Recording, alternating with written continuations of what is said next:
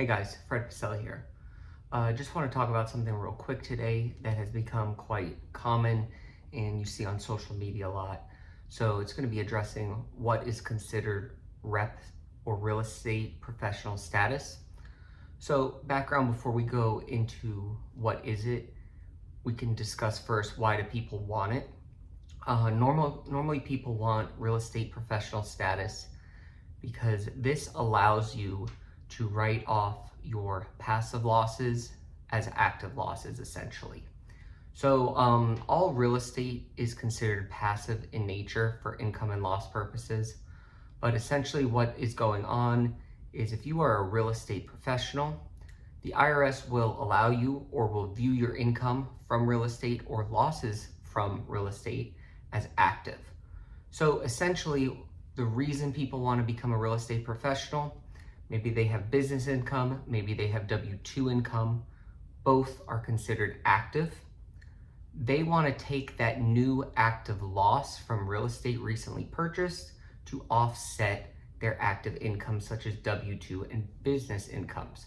If you have a loss from real estate and you're not a real estate professional, that loss can only offset other passive gains.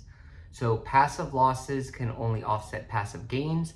Active losses can only offset active gains. Key thing with rep status, you can essentially convert the passive loss into an active loss by proving that you are a real estate professional. So now, what is a real estate professional? There's two main criteria that have to be met. 50% of your time in the workforce or work-related has to be spent in a real estate related field. So that's the first one.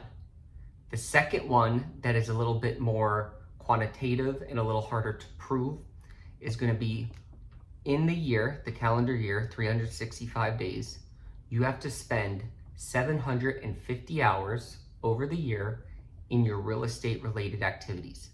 That comes to 14 hours a week. This is highly challenged by the IRS, both of these rules. And if you are challenged as a real estate professional in some form of audit, you're going to be asked to prove that you're spending 750 hours.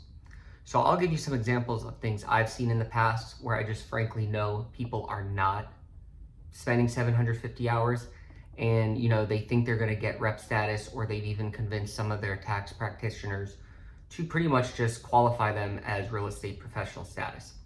The first one that I see a lot is two W-2 employees.